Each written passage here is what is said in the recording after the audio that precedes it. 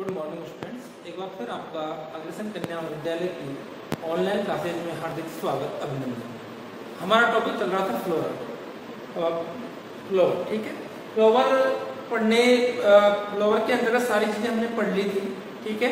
Plants का पूरा अध्ययन मैं आपको बता चुका हूँ, जड़ तना पत्ती के बारे में बता चुका हूँ।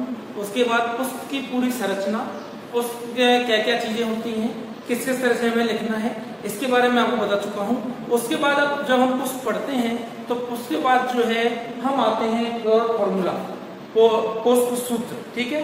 पुष्प सूत्र क्या है? पुष्प सूत्र, ठीक है। पुष्प सूत्र क्या है? देखिए, पुष्प के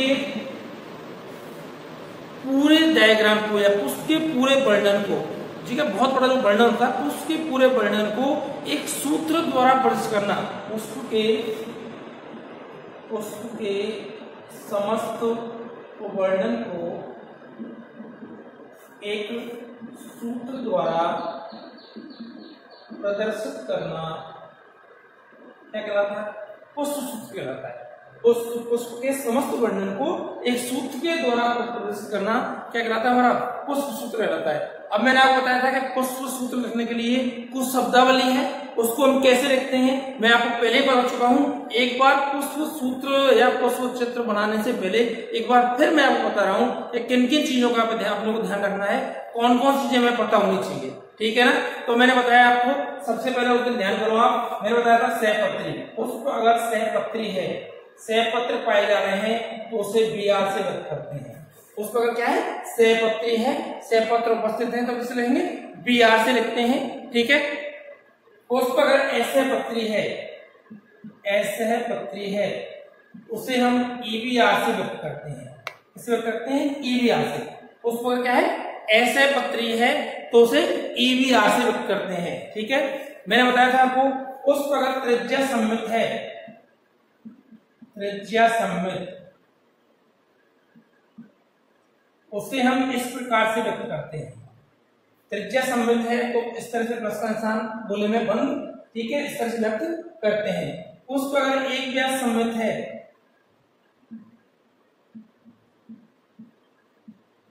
उसे हम इस प्रकार से व्यक्त करते हैं। अगर एक व्यास सममित है तो इस प्रकार से, और त्रिज्या सममित है तो इस प्रकार से, ठीक है। पुष्प अगर उभयलिंगी है, पुष्प द्विलिंगी अथवा उभयलिंगी है, उसे हम व्यक्त करते हैं इस प्रकार से। पुष्प अगर द्विलिंगी या उभयलिंगी है तो इसे हम कैसे व्यक्त करते हैं? इस प्रकार से व्यक्त करते हैं। पुष्प अगर नर एक लिंगी है, नर एक लिंगी, पुष्प अगर एक लिंगी है, कौन सा है? नर एक लिंगी है, उसे हम इस प्रकार से व्यक्त करते हैं, ठीक है। मादा एक लिंगी है, उससे हम इस प्रकार से व्यक्त करते हैं। समझ गए? सहपत्री है तो ये भी आर, सहपत्री तो भी आर, असहपत्री तो ये भी आर, त्रिज्या सममित तो ये, एक व्यास सममित ये, उभयलिंगी है तो ये, अगर एक लिंगी है नर तो ये, और मादा है तो ये। इस प्रकार से इसकी हम उपसौली लिखते हैं। मैंने आपको बताया था कि अगर सहपत्रिकाएं उपस्थित हैं, क्या बोलते हैं? सहपत्रिकाएं, सहपत्रिकाएं उपस्थित हैं और दो है, कितनी है? दो है, ठीक है। तो उसे हम लिखते हैं BRL, किसे लिखते हैं? BRL से लिखते हैं, ठीक है ना। सहपत्रिका उपस्थित है कितनी है? दो है तो BRL लिखते हैं, ठीक है। अनुबाह्य दल, अनुबाह्य दल, जब सहपत्रिकाएं 3 या 3 से अधिक होती हैं, क्या होती हैं? 3 या 3 से अधिक होती हैं, उसे हम EPI किससे व्यक्त करते हैं? EPI से व्यक्त करते हैं, अनुबाह्य दल पुंज, ठीक है। उसके बाद जो है आपका नेक्स्ट आता है बाह्य दल पुंज, बाह्य दल पुंज, इसे हम कैसे व्यक्त करते हैं, ठीक है। उसके बाद है दल पुंज, इसे हम सी से व्यक्त करते हैं, कोरोला सी से व्यक्त करते हैं, ठीक है। उसके बाद है परदल पुंज, मान लीजिए दल और बाह्य दल दोनों मिले हुए हैं, दल और बाह्य दल दोनों क्या है? मिले हुए हैं, तो क्या कहते हैं? परदल, एक ही चक्र है, ठीक है। उसे कहते हैं पर्दल। इसे हम पी से व्यक्त करते हैं। किससे व्यक्त करते हैं? पी से व्यक्त करते हैं। ठीक है। उसके बाद जो है पुमंग एंड्रोसियम, इसे हम ए से व्यक्त करते हैं। पुमंग एंड्रोसियम इसे हम ए से व्यक्त करते हैं। फिर आता है आपका जायंग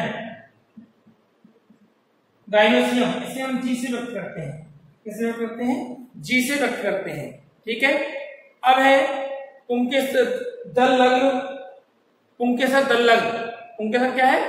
दल लग्न। लिखा हुआ हो पुंकेसर दल लग्न, इसे हम लिखेंगे सी और ए, इस प्रकार से लिखते हैं दल लग्न। ठीक है, इस तरह से लिखेंगे।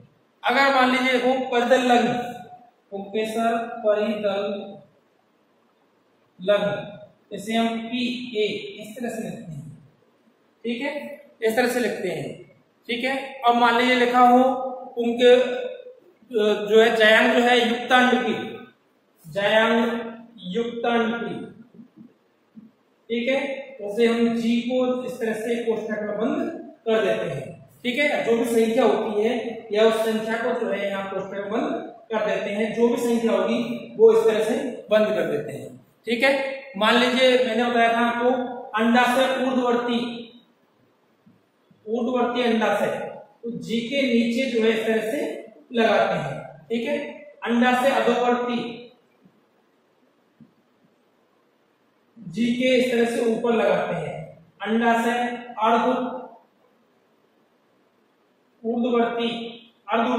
ठीक है, इसको हम बीच में लगाते हैं। ठीक है, अर्धऊर्ध्ववर्ती या अधोवर्ती दोनों एक ही बात है। इसे हम इस तरह से लिखते हैं। ठीक है। तो ये जो है पुष्प की सामान्य जानकारी एक बार फिर आप समझ लीजिए।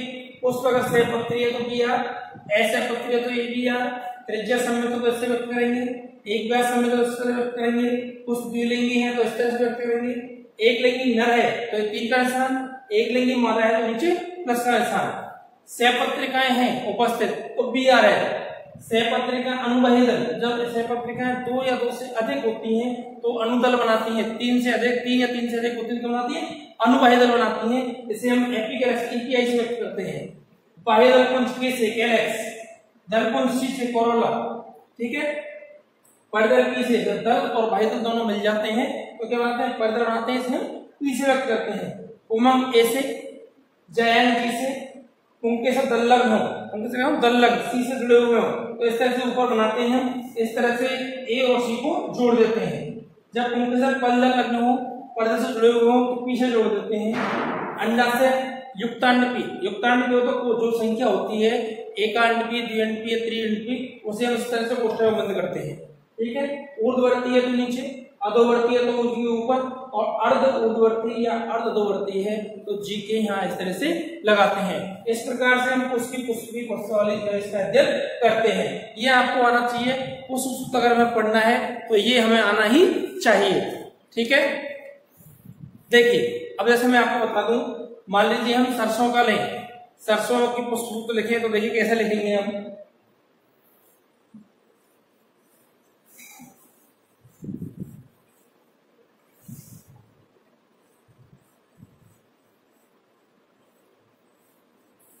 देखिए अपन को पुष्प में दिया हुआ होगा कि पुष्प सहपत्री, मान लीजिए देखा है पुष्प असहपत्री,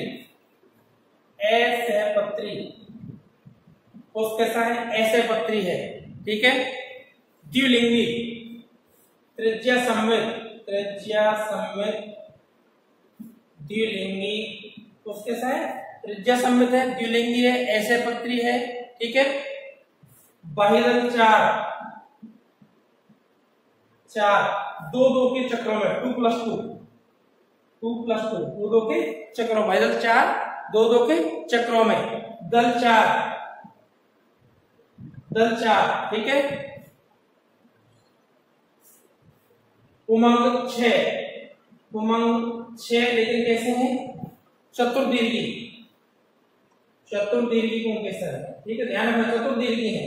ठीक है, अर्थात 2+4 चतुर्दीर्घी पुंकेसर। ठीक है।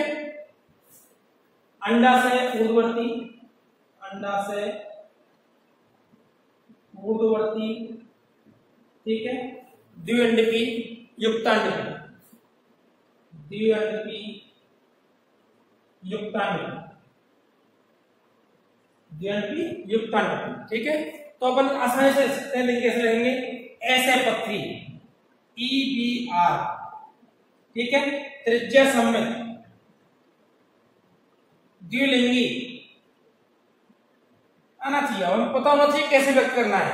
बाइदल 4 के 4 लेकिन कैसे है, 2 2 के 2 चक्रों में 2 + 2 2 + 2, दल 4 C4, ठीक है, उमंग 6 लेकिन कैसे चतुर्दीर्घी, A 6 है लेकिन कैसे चतुर्दीर्घी 2 + 4।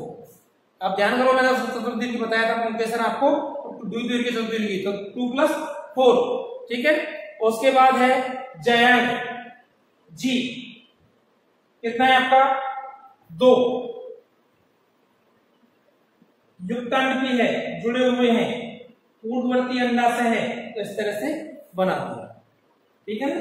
जी के नीचे ऊर्ध्ववर्ती अंडाशय है, 2 है और युक्तांडपी है, अर्थात जो है कैसे जुड़े हुए हैं। तो ये हम क्वेश्चन सूत्र इस प्रकार से लिखते हैं।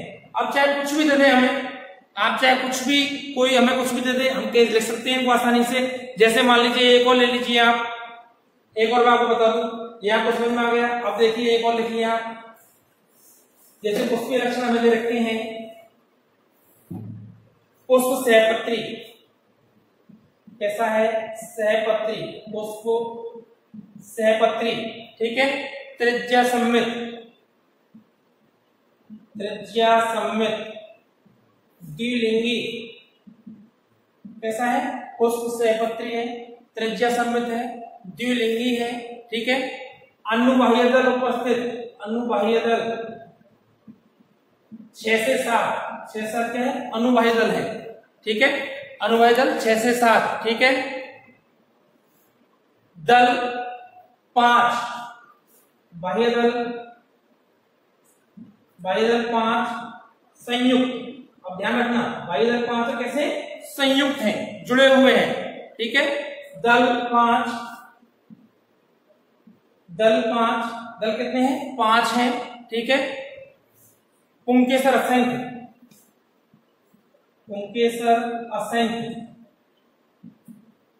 मतलब असंख्य, ठीक है, लेकिन दल लग्न, दल लग्न, पुंकेसर असंख्य में कैसे हैं, दल लग्न है, ठीक है। अंडाशय ऊर्ध्ववर्ती, ठीक है, अंडाशय कैसा है, ऊर्ध्ववर्ती है, ठीक है। अंडा, अंडा 5 अलग कहते हैं, 5 युक्तांडपी, पंचंडपी और युक्तांडपी, इसको कह सकते हैं पंचंडपी और युक्तांडपी।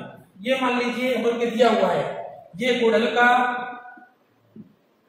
पुष्प लक्षण है, ठीक है।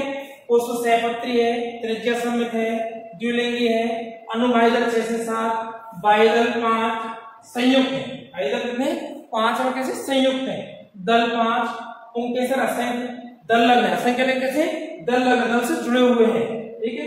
अंडाशय ऊर्ध्ववर्ती, ठीक है, और पंचंडपी युक्तांडपी, ठीक है।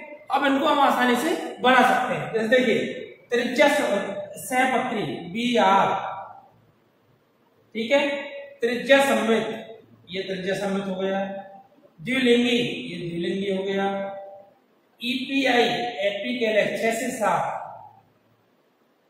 कितने हैं 6 से 7, ठीक है, एक बार 6 से 7, 6 या 7, ठीक है, 6 से 7 है, अलग अलग है। बाह्य दल 5 के 5 लेकिन कैसे हैं संयुक्त हैं, दल 5 C5 लेकिन अलग अलग है। पुंकेसर असंख्य A इंफिनिटी, ठीक है, लेकिन कैसे हैं दल लग्न, कैसे हैं दल लग्न, दल से जुड़े हुए हैं, अभी बताया था ना आपको, दल लग्न इस तरह से लगाते हैं हमें, ठीक है। उसके बाद है पंचंडपी, जी कितने हैं 5 हैं, युक्तांडपी ऊर्ध्ववर्ती अंडाशय। इस प्रकार से किसी भी पुष्प का हम पुष्पीय लक्षणों के आधार पर उसका पुष्प सूत्र लिख सकते हैं और पुष्प चित्र बना सकते हैं।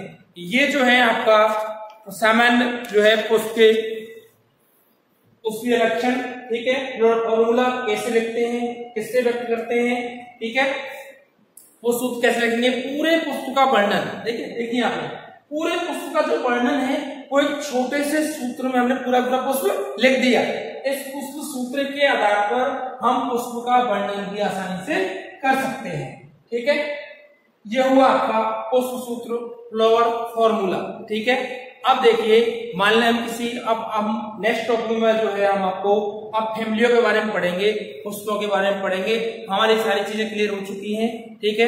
अब हमें केवल पुष्प के बारे में पढ़ना है, पुष्प के लक्षण पढ़ने हैं, फैमिली के बारे में पढ़ना है, और फैमिली के बाद उस फैमिली में कौन कौन से प्लांट्स हैं, उन प्लांट्स के बारे में पढ़ने के बाद पादप कैसा है, ठीक है, पादप कैसा है और पादप के लक्षण क्या है, और उसके बाद पुष्पीय लक्षण क्या है।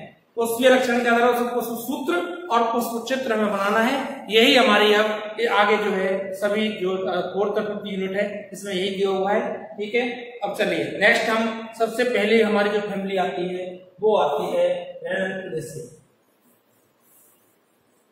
सबसे पहली फैमिली जो आती है हमारी वो आती है हमारी रेनकुलेसी। पहली फैमिली है रेनकुलेसी। सबसे पुरानी और सबसे प्रिमिटिव जो फैमिली है कौन सी है, रेनकुलेसी। इसके बारे में हम थोड़ा सा पढ़ेंगे। तो सबसे पहले अध्ययन करने से पहले, सबसे पहले किसी भी फैमिली का अध्ययन करना हो तो हम जो है सबसे पहले क्या लिखते हैं, उसका वर्गीकरण करते हैं। क्या करते हैं, सबसे पहले वर्गीकरण, ठीक है। वर्गीकरण के बाद जो है आगे की कहानी जो है स्टार्ट होती है, ठीक है। तो सबसे पहले आता है आपका डिवीजन। वर्गीकरण सबसे पहले आता है डिवीजन। डिवीजन कौन सा है, ठीक है। डिवीजन के बाद जो आता है आपका क्लास। क्लास कौन सी है, क्लास के बाद जो आती है आपकी वो आती है सब क्लास। सब क्लास, ठीक है। सब क्लास के बाद आता है आपका कुल, क्या आता है आपका, सॉरी श्रेणी। सर क्या आती है आपकी, श्रेणी। श्रेणी दी हुई है इसमें। श्रेणी के बाद ऑर्डर, ऑर्डर के बाद आता है आपका कुल, क्या आता है, कुल। इस प्रकार से हमें इसके बारे में अध्ययन करना होता है। तो देखिए सबसे पहले हम डिवीजन, मैंने बताया डिवीजन कौन सा है, एंजियोस्पर्मी। डिवीजन कौन सा है आपका, एंजियोस्पर्मी। क्या पढ़ रहे हैं हम, एंजियोस्पर्मी पढ़ रहे हैं। डिवीजन कौन सा है आपका, एंजियोस्पर्मी। क्लास, क्लास कौन सी है आपकी, डाइकोटिलेडनी। द्विबीजपत्री पादप है, डाइकोटिलेडनी, द्विबीजपत्री, ठीक है। क्लास कौन सी है आपकी, द्विबीजपत्री है। सब क्लास है पॉलीपेटली।